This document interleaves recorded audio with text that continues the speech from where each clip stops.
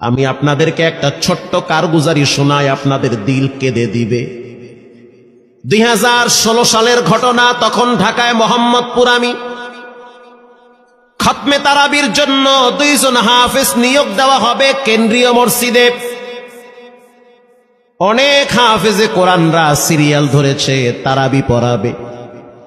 কার মনে না চায় এত বড় এক মসজিদে আমি যদি চান্স পাইতাম তো আমার কপালটা খুলে যেত। শুক্রবার দিন সবাই দরখাস্ত রাখলো, ইন্টারভিউ শুরু হয়ে গেল। পরের জুমায় অসংখ্য ছাত্রদেরকে দেখছি খতমে তারাবির জন্য ইন্টারভিউ সিরিয়াল দিয়েছে। ইন্টারভিউ বোর্ডের ভিতরে আমি ছিলাম। কয়েকজন হাফেজকে আমরা সিলেকশন করছি যে এদেরকে নেওয়া হবে। এদের তেলাওয়াত সুন্দর, পড়াও বড় মজার। আমরা কাগজগুলো এক জায়গায় জমা করছি। পরের জুমায় আমরা ঘোষণা দিয়ে দিব কোন মায়ের সন্তান চান্স পাবে। পরের জুমায় যখন জুমার নামাজের পর 3টার দিকে যখন আমরা বসে বসে ফলাফলগুলা দেখতেছি যে কাকে কত নাম্বার দেওয়া হয়েছে, দরওয়াজা লাগায় দিছি, জানলা লাগায় দিছি, এসি ছেড়ে দেওয়া হয়েছে, সব লাগানো, বাহির থেকে কিছুই দেখা যায় না। ইন দি মিন টাইমে মসজিদের বারান্দার দরওয়াজায় কে যেন নক করতেছে। খাদেম সাহেব আস্তে করে জালনা খুইলা উকি মাইরা দেখতেছে যে 2টা ছোট বাচ্চা বাহিরে দাঁড়িয়ে আছে, একেবারে অল্প বয়স।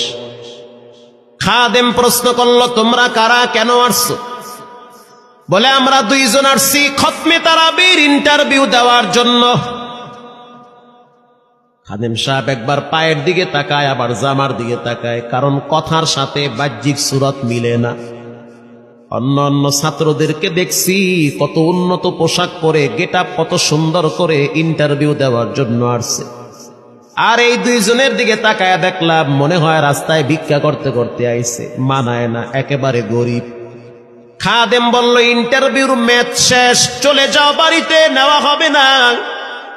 যাদের ব্যাপারে পরীক্ষা নেওয়া হয়েছে তাদের ব্যাপারে ঘোষণা দেওয়া হবে। বাচ্চা 2টা নাসর বান্দা বলতে আছে, আমাদের তো টাকা নাই যে আমরা ভাড়া দিয়ে এখানে আসব। বাবায় বড় কষ্ট করে 2-4টা টাকা জমা কইরা পকেটে দিয়া পাঠায় দিছে, এজন্য আসতে দেরি হয়েছে। খাদেমের বড় মায়া লাগছে, কারণ খাদেমও গরিবের সন্তান। ভিতরে গিয়া মুয়াজ্জিম সাহেবের বলতে আছে, ও ভাই, বাহিরে 2টা বাচ্চা দাঁড়ায় আছে, ওরা নাকি হাফেজে কোরআন, কিন্তু দেখলে তো মানায় না। মুয়াজ্জিম সাহেব ধমক দিয়া বলতে আছে, কোনো সুযোগ নাই, তাড়ায় দাও। খাদেম গিয়া ইমামের কানে কানে বলতে আছে, হুজুর, বাহিরে 2টা বাচ্চা দাঁড়িয়ে আছে, চেহারার ভিতরে এত মায়া, কিন্তু বাহ্যিক সুরত মিলে না, ওরা নাকি কোরআনের হাফেজ।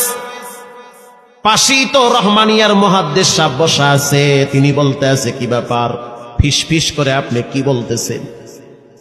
বলে, হুজুর, বাহিরে 2টা বাচ্চা দাঁড়িয়ে আছে, তারা খতমে তারাবির ইন্টারভিউ দিতে চায়।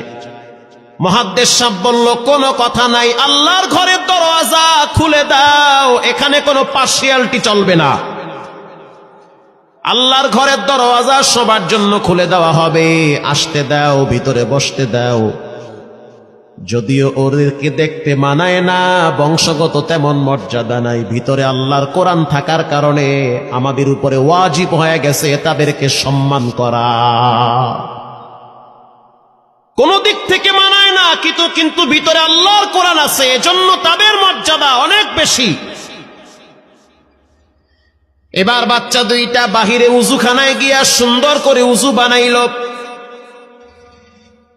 উজু বানাইয়া ভিতরে ঢুইকা আমি তাকায় দেখতেছি লঙ্গির এক মাথা নিচে আর এক মাথা উপরে। এতটাই ভয়াবহ অবস্থা, কিন্তু আজীব দৃশ্য। 2 জনের চেহারা একই রকম লাগে, 2 জনের চেহারা একই রকম লাগে। কে বড় কে ছোট বোঝা বড় কঠিন হয়ে গেছে। মুসলমান ভাইয়েরা আমার, ইমাম সাহেব প্রশ্ন করলো, তোমরা 2 জনের বাড়ি কোথায়? বলে, আমরা নারায়ণগঞ্জে ভাড়া থাকি। বাড়ি কোথায়? বলে, আমাদের বাড়ি কুড়িগ্রামে। কুড়িগ্রাম থেকে ঢাকায় কেমনে আসছো? বলে, বাবায় ঢাকায় নিয়ে আসছে। কয় মাসে কোরআন শরীফ খতম করেছ? বলে আমরা দুইজনে 11 মাসে 30 পারা কোরআন খতম করেছি। ইমাম সাহেব একবার চেহারার দিকে তাকায় আর একবার পায়ের দিকে তাকায়। স্থানীয় গণ্যমান্য অনেক ব্যক্তিরা তাকায় আছে এদের দিকে। ইমাম সাহেব বলতে আছে, বাবা তারাবির ইন্টারভিউ শেষ হয়ে গেছে, বাড়ি চলে যাও। যেটা একটু দেখতে ছোট, ও চোখের পানি দেখলাম টিস্যু দিয়া মুছতেছে। কেন কাঁদতেছো? বলে আমরা গরিব, তার জন্য মনে হয় আমাদেরকে তাড়ায়া দিতেছেন। আমরা জানতাম না ইন্টারভিউ তাড়াতাড়ি শেষ হয়ে যাবে, আসতে দেরি হয়েছে কারণ আমাদের তো ভাড়া টাকা ছিল না, বাবায় কষ্ট করে কিছু টাকা দিয়েছে, সেটা দিয়ে এখানে আসছি। এবার মুহাদ্দিস সাহেব বলতে আছে, তাহলে একটা কাজ করো, তুমি কিছু তেলাওয়াত করে শোনাও। দুইজনেই উত্তর দিল যে আমরা তেলাওয়াত করলে তো আর নিবেন না, আপনারা প্রশ্ন করেন, আমরা দুইজনে উত্তর দিব।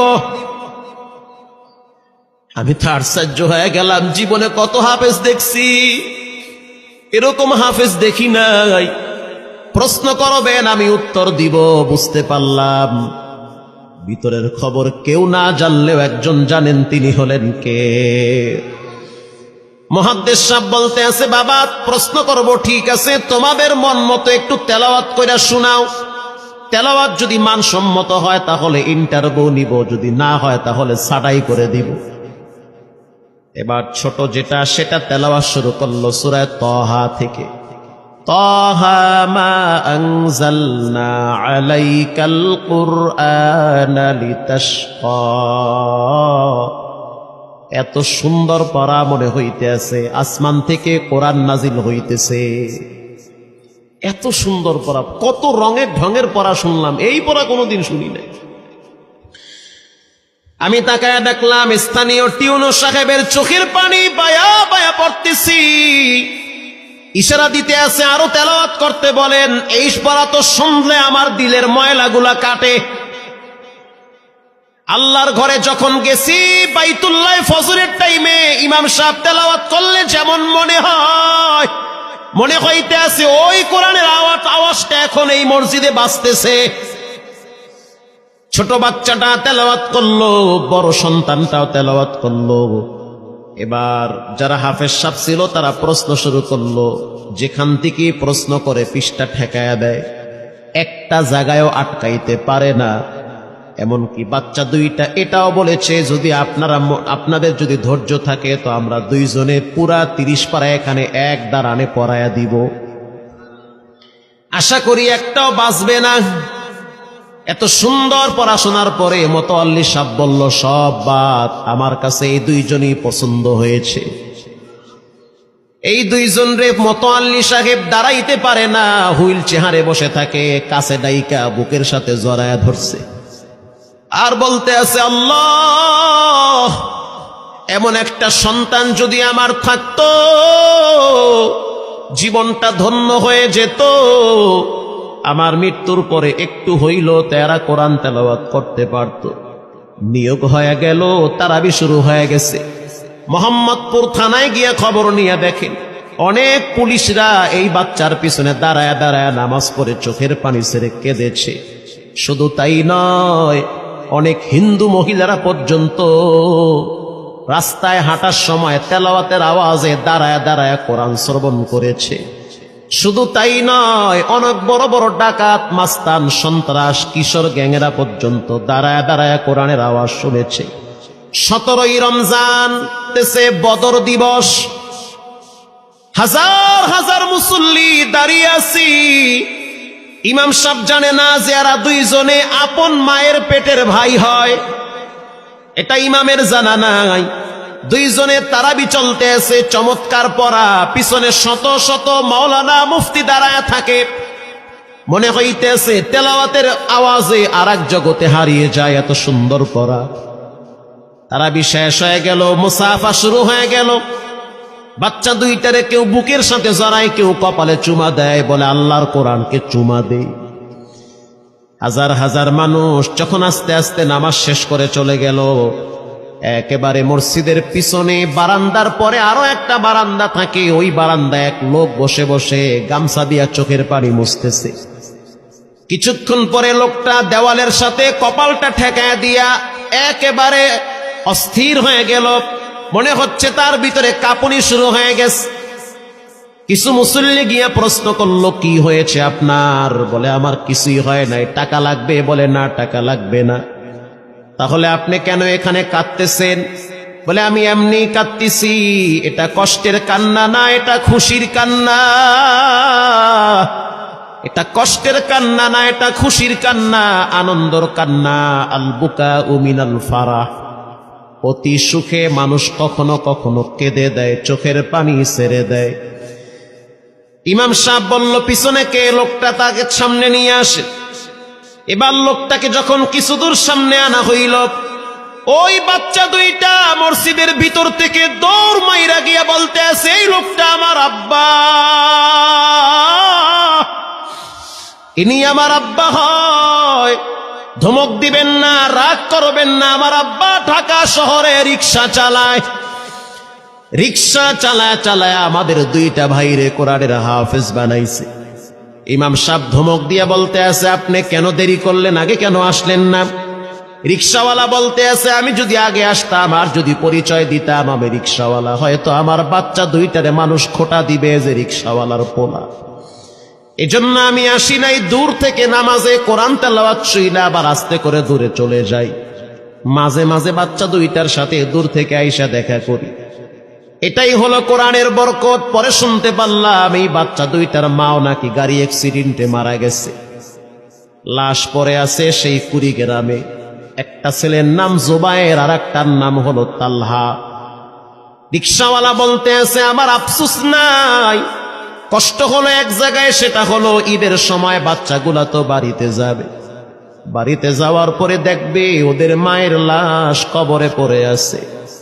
ডানে বামে মাটি, সামনে পিছনে মাটি, মাটির ঘর, অন্ধকার কবরে মা ঘুমায়। ঈদের দিন এমন কোন দরদি নাই যে আমার বাচ্চাগুলারে সান্ত্বনা দিবে। গত ঈদেও দেখছি বাচ্চা দুইটা মায়ের কবরের পাশে দাঁড়ায় দাঁড়ায় লম্বা টাইম কেঁদেছিল। আমাদের ঘরে কোনো ঈদ নাই। রিক্সাওয়ালাকে সান্ত্বনা দেওয়া হইল, নসিব আপনার ভালো, কপাল খুলে গেছে। দুইটা সন্তান হীরার টুকরা এমন ভাবে তৈরি করেছেন, মনে হইতে আছে জিন্দা কোরআন হাঁটতেছে। এজন্য সন্তানগুলাকে দিনদার বানান, ঠকবেন না। বর্তমান জমানায় মানুষ বড় স্বার্থপর। একমাত্র কলিজার টুকরা মা বাবার জন্য যেই দোয়াটা করে, ওটা অন্য কেউ সহজে করতে চায় না। কথা ঠিক না ব্যাঠিক? সন্তানগুলারে দিনদার বানান, নেককার বানান, আল্লাহওয়ালা বানান। আল্লাহ পাক বলেন, যারা কোরআন পড়ে, নামাজ পড়ে, আল্লাহর রাস্তায় দান করে, তারা হলো সফল ব্যবসায়ী। এখানে এমন মানুষ বসা আছেন যে নিজের হাতে নিজের মায়ের কবরে রাখছে, নিজের হাত দিয়া নিজের আব্বারে কবরে ফালায়া রাখছে। ঘরে গিয়া দেখবেন মায়ের বিছানাটা খালি। যেই বিছানায় মা ঘুমাইতো সেই বিছানাটা এখন অসহায়ের মতো পড়ে আছে। বাবায় যেই বিছানায় শেষ বয়সে বসে বসে কোরআন তেলাওয়াত করত, সেই বিছানাটা পড়ে আছে। এখন আর কেউ বলে না, বাজান তুই কেমন আছো? এই কথাগুলা মা বাবার মুখ থেকে সবচেয়ে বেশি বের হইতো। মা বাবার জন্য এখন চাইলেও তো কিছু করতে পারেন না। আজকে যদি আপনার মা বাবা থাকতো, খাওয়ানো লাগতো, চিকিৎসা করার লাগতো, অসুস্থ মাকে নিয়ে ভোলা মেডিকেলে যাওয়া লাগতো, অসুস্থ আব্বারে নিয়ে লঞ্চে করে ঢাকা মেডিকেলে যাওয়া লাগতো। এখন মাও নাই, বাবাও নাই, টাকা আছে, চাইলেও খরচ করতে পারেন না। সহজ একটা রাস্তা বের করে দেই, এর চেয়ে সুবর্ণ সুযোগ আপনি পাবেন কোথায়? আব্বারে তো থাকলে খাওয়াইতেন ভাত, না তো আর করতে পারতেন না। আমি আপনাদেরকে একটা ছোট্ট কারগুজারি শোনাই, আপনাদের দিল কেঁদে দিবে। 2016 সালের ঘটনা। তখন ঢাকায় মোহাম্মদপুর আমি খতমে তারাবির জন্য 2 জন হাফেজ নিয়োগ দেওয়া হবে কেন্দ্রীয় মসজিদে। অনেক হাফেজে কোরআনরা সিরিয়াল ধরেছে, তারাবি পড়াবে। কার মনে না চায় এত বড় এক মসজিদে আমি যদি চান্স পাইতাম তো আমার কপালটা খুলে যেত। শুক্রবার দিন সবাই দরখাস্ত রাখলো, ইন্টারভিউ শুরু হয়ে গেল। পরের জুমায় অসংখ্য ছাত্রদেরকে দেখছি খতমে তারাবির জন্য ইন্টারভিউ সিরিয়াল দিয়েছে। ইন্টারভিউ বোর্ডের ভিতরে আমি ছিলাম। কয়েকজন হাফেজকে আমরা সিলেকশন করছি যে এদেরকে নেওয়া হবে। এদের তেলাওয়াত সুন্দর, পড়াও বড় মজার। আমরা কাগজগুলো এক জায়গায় জমা করছি। পরের জুমায় আমরা ঘোষণা দিয়ে দিব কোন মায়ের সন্তান চান্স পাবে। পরের জুমায় যখন জুমার নামাজের পর 3টার দিকে যখন আমরা বসে বসে ফলাফলগুলা দেখতেছি যে কাকে কত নাম্বার দেওয়া হয়েছে, দরওয়াজা লাগায় দিছি, জানলা লাগায় দিছি, এসি ছেড়ে দেওয়া হয়েছে, সব লাগানো, বাহির থেকে কিছুই দেখা যায় না। ইন দি মিন টাইমে মসজিদের বারান্দার দরওয়াজায় কে যেন নক করতেছে। খাদেম সাহেব আস্তে করে জালনা খুইলা উকি মাইরা দেখতেছে যে 2টা ছোট বাচ্চা বাহিরে দাঁড়িয়ে আছে, একেবারে অল্প বয়স। খাদেম প্রশ্ন করলো, তোমরা কারা, কেন আসছো? বলে, আমরা 2 জন আসছি খতমে তারাবির ইন্টারভিউ দেওয়ার জন্য। খাদেম সাহেব একবার পায়ের দিকে তাকায়, আবার জামার দিকে তাকায়, কারণ কথার সাথে বাহ্যিক সুরত মিলে না। অন্য অন্য ছাত্রদেরকে দেখছি কত উন্নত পোশাক পরে, গেটআপ কত সুন্দর করে ইন্টারভিউ দেওয়ার জন্য আসছে। আর এই 2 জনের দিকে তাকায় দেখলাম মনে হয় রাস্তায় ভিক্ষা করতে করতে আইছে, মানায় না, একেবারে গরিব। খাদেম বলল, ইন্টারভিউর ম্যাচ শেষ, চলে যাও বাড়িতে, নেওয়া হবে না। যাদের ব্যাপারে পরীক্ষা নেওয়া হয়েছে তাদের ব্যাপারে ঘোষণা দেওয়া হবে। বাচ্চা 2টা নাসরবান্দা বলতে আছে, আমাদের তো টাকা নাই যে আমরা ভাড়া দিয়ে এখানে আসব। বাবায় বড় কষ্ট করে 2-4টা টাকা জমা কইরা পকেটে দিয়া পাঠায় দিছে, এজন্য আসতে দেরি হয়েছে। খাদেমের বড় মায়া লাগছে, কারণ খাদেমও গরিবের সন্তান। ভিতরে গিয়া মুয়াজ্জিম সাহেবের বলতে আছে, ও ভাই, বাহিরে 2টা বাচ্চা দাঁড়ায় আছে, ওরা নাকি হাফেজে কোরআন, কিন্তু দেখলে তো মানায় না। মুয়াজ্জিম সাহেব ধমক দিয়া বলতে আছে, কোনো সুযোগ নাই, তাড়ায় দাও। খাদেম গিয়া ইমামের কানে কানে বলতে আছে, হুজুর, বাহিরে 2টা বাচ্চা দাঁড়িয়ে আছে, চেহারার ভিতরে এত মায়া, কিন্তু বাহ্যিক সুরত মিলে না, ওরা নাকি কোরআনের হাফেজ। পাশেই তো রহমানিয়ার মুহাদ্দিস সাহেব বসা আছে, তিনি বলতে আছে, কি ব্যাপার, ফিস ফিস করে আপনি কি বলতেছেন? বলে, হুজুর, বাহিরে 2টা বাচ্চা দাঁড়িয়ে আছে, তারা খতমে তারাবির ইন্টারভিউ দিতে চায়। মুহাদ্দিস সাহেব বলল, কোনো কথা নাই, আল্লাহর ঘরের দরওয়াজা খুলে দাও, এখানে কোনো পার্সিয়ালিটি চলবে না। আল্লাহর ঘরের দরওয়াজা সবার জন্য খুলে দেওয়া হবে, আসতে দাও, ভিতরে বসতে দাও। যদিও ওদেরকে দেখতে মানায় না, বংশগত তেমন মর্যাদা নাই, ভিতরে আল্লাহর কোরআন থাকার কারণে আমাদের উপরে ওয়াজিব হয়ে গেছে তাদেরকে সম্মান করা। কোন দিক থেকে মানায় না, কিন্তু ভিতরে আল্লাহর কোরআন আছে, এজন্য তাদের মর্যাদা অনেক বেশি। এবার বাচ্চা 2টা বাহিরে উজুখানায় গিয়া সুন্দর করে উজু বানাইল। উজু বানাইয়া ভিতরে ঢুইকা আমি তাকায়া দেখতেছি লঙ্গির এক মাথা নিচে আর এক মাথা উপরে, এতটাই ভয়াবহ অবস্থা। কিন্তু আজীব দৃশ্য, 2 জনের চেহারা একই রকম লাগে। 2 জনের চেহারা একই রকম লাগে, কে বড় কে ছোট বোঝা বড় কঠিন হয়ে গেছে। মুসলমান ভাইয়েরা আমার, ইমাম সাহেব প্রশ্ন করলো, তোমরা 2 জনের বাড়ি কোথায়? বলে, আমরা নারায়ণগঞ্জে ভাড়া থাকি। বাড়ি কোথায়? বলে, আমাদের বাড়ি কুড়িগ্রামে। কুড়িগ্রাম থেকে ঢাকায় কেমনে আসছো? বলে, বাবায় ঢাকায় নিয়ে আসছে।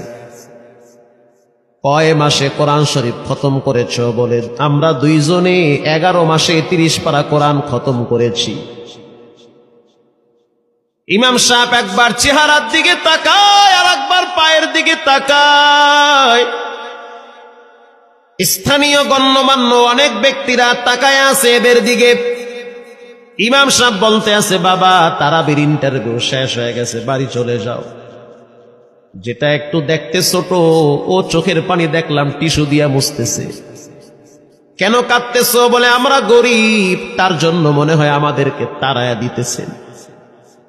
আমরা জানতাম না ইন্টারভিউ তাড়াতাড়ি শেষ হয়ে যাবে, আসতে দেরি হয়েছে কারণ আমাদের তো ভাড়া টাকা ছিল না, বাবায় কষ্ট করে কিছু টাকা দিয়েছে, সেটা দিয়ে এখানে আসছি। এবার মুহাদ্দিস সাহেব বলতে আছে, তাহলে একটা কাজ করো, তুমি কিছু তেলাওয়াত করে শোনাও। দুইজনেই উত্তর দিল যে আমরা তেলাওয়াত করলে তো আর নিবেন না, আপনারা প্রশ্ন করেন, আমরা দুইজনে উত্তর দিব। আমি তো আশ্চর্য হয়ে গেলাম, জীবনে কত হাফেজ দেখছি, এরকম হাফেজ দেখি নাই। প্রশ্ন করবেন, আমি উত্তর দিব। বুঝতে পারলাম ভিতরের খবর কেউ না জানলেও একজন জানেন, তিনি হলেন কে? মুহাদ্দিস সাহেব বলতে আছে, বাবা প্রশ্ন করব ঠিক আছে, তোমাদের মন মতো একটু তেলাওয়াত কইরা শোনাও। তেলাওয়াত যদি মানসম্মত হয় তাহলে ইন্টারভিউ নিব, যদি না হয় তাহলে ছাঁটাই করে দিব। এবার ছোট যেটা সেটা তেলাওয়াত শুরু করলো সূরা তাহা থেকে। তাহা মা আনজালনা আলাইকাল কুরআনা লিতাশকা। এত সুন্দর পড়া মনে হইতে আছে, আসমান থেকে কোরআন নাজিল হইতেছে। এত সুন্দর পড়া, কত রঙের ঢঙের পড়া শুনলাম, এই পড়া কোনোদিন শুনি নাই। আমি তাকায় দেখলাম স্থানীয় টিউনো সাহেবের চোখের পানি বায়া বায়া পড়তেছি। ইশারা দিতে আছে আরো তেলাওয়াত করতে বলেন। এই পড়া তো শুনলে আমার দিলের ময়লাগুলা কাটে। আল্লাহর ঘরে যখন গেছি বাইতুল্লাহ ফজরের টাইমে ইমাম সাহেব তেলাওয়াত করলে যেমন মনে হয়, মনে হইতে আছে ওই কোরআনের আওয়াজটা এখন এই মসজিদে বাজতেছে। ছোট বাচ্চাটা তেলাওয়াত করলো, বড় সন্তানটাও তেলাওয়াত করলো। এবার যারা হাফেজ সাহেব ছিল তারা প্রশ্ন শুরু করলো। যেখান থেকে প্রশ্ন করে পৃষ্ঠা ঠেকায়া দেয়, একটা জায়গায়ও আটকাইতে পারে না। এমনকি বাচ্চা দুইটা এটাও বলেছে, যদি আপনাদের যদি ধৈর্য থাকে তো আমরা দুইজনে পুরা 30 পারা এখানে এক দাঁড়ানে পড়ায়া দিব। আশা করি একটাও বাঁচবে না। এত সুন্দর পড়াশোনার পরে মোতাওয়াল্লি সাহেব বলল, সব বাদ, আমার কাছে এই দুইজনই পছন্দ হয়েছে। এই দুইজন রে মোতাওয়াল্লি সাহেব দাঁড়াইতে পারে না, হুইল চেয়ারে বসে থাকে, কাছে ডাইকা বুকের সাথে জড়ায়া ধরছে আর বলতে আছে, আল্লাহ এমন একটা সন্তান যদি আমার থাকতো জীবনটা ধন্য হয়ে যেত। আমার মৃত্যুর পরে একটু হইল তেরা কোরআন তেলাওয়াত করতে পারত। নিয়োগ হয়ে গেল, তারাবি শুরু হয়ে গেছে। মোহাম্মদপুর থানায় গিয়ে খবর নিয়ে দেখেন অনেক পুলিশরা এই বাচ্চার পিছনে দাঁড়ায় দাঁড়ায় নামাজ পড়ে চোখের পানি ছেড়ে কেঁদেছে। শুধু তাই নয়, অনেক হিন্দু মহিলারা পর্যন্ত রাস্তায় হাঁটার সময় তেলাওয়াতের আওয়াজে দাঁড়ায় দাঁড়ায় কোরআন শ্রবণ করেছে। শুধু তাই নয়, অনেক বড় বড় ডাকাত, মাস্তান, সন্ত্রাস, কিশোর গ্যাংয়েরা পর্যন্ত দাঁড়ায় দাঁড়ায় কোরআনের আওয়াজ শুনেছে। 17ই রমজান তেছে বদর দিবস, হাজার হাজার মুসল্লি দাঁড়িয়ে আছি। ইমাম সাহেব জানে না যে এরা দুইজনে আপন মায়ের পেটের ভাই হয়, এটা ইমামের জানা নাই। দুইজনে তারাবি চলতে আছে, চমৎকার পড়া, পিছনে শত শত মাওলানা মুফতি দাঁড়ায় থাকে। মনে হইতেছে তেলাওয়াতের আওয়াজে আর এক জগতে হারিয়ে যায়, এত সুন্দর পড়া। তারাবি শেষ হয়ে গেল, মুসাফা শুরু হয়ে গেল। বাচ্চা দুইটারে কেউ বুকের সাথে জড়ায়, কেউ কপালে চুমা দেয়, বলে আল্লাহর কোরআনকে চুমা দেই। হাজার হাজার মানুষ যখন আস্তে আস্তে নামাজ শেষ করে চলে গেল, একেবারে মসজিদের পিছনে বারান্দার পরে আরো একটা বারান্দা থাকে, ওই বারান্দায় এক লোক বসে বসে গামছা দিয়া চোখের পানি মুছতেছে। কিছুক্ষণ পরে লোকটা দেওয়ালের সাথে কপালটা ঠেকায় দিয়া একেবারে অস্থির হয়ে গেল। মনে হচ্ছে তার ভিতরে কাঁপুনি শুরু হয়ে গেছে।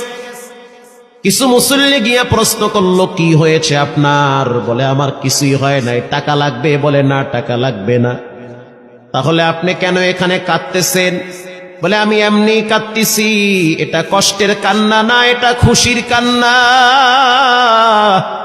এটা কষ্টের কান্না না, এটা খুশির কান্না, আনন্দর কান্না। আল বুকাউ মিনাল ফারাহ। অতি সুখে মানুষ কখনো কখনো কেঁদে দেয়, চোখের পানি ছেড়ে দেয়। ইমাম সাহেব বলল, পিছনে কে? লোকটা তাকে সামনে নিয়ে আসে। এবার লোকটাকে যখন কিছু দূর সামনে আনা হইল, ওই বাচ্চা দুইটা মসজিদের ভিতর থেকে দৌড় মাইরা গিয়া বলতে আছে, এই লোকটা আমার আব্বা, ইনি আমার আব্বা হয়।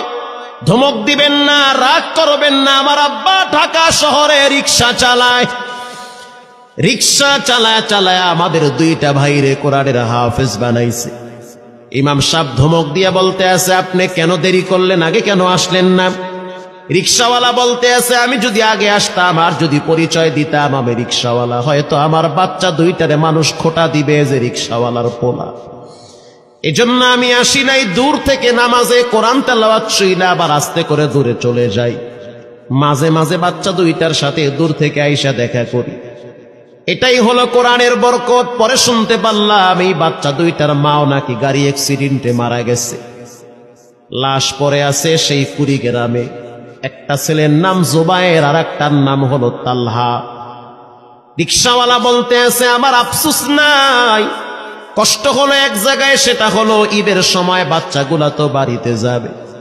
বাড়িতে যাওয়ার পরে দেখবে ওদের মায়ের লাশ কবরে পড়ে আছে।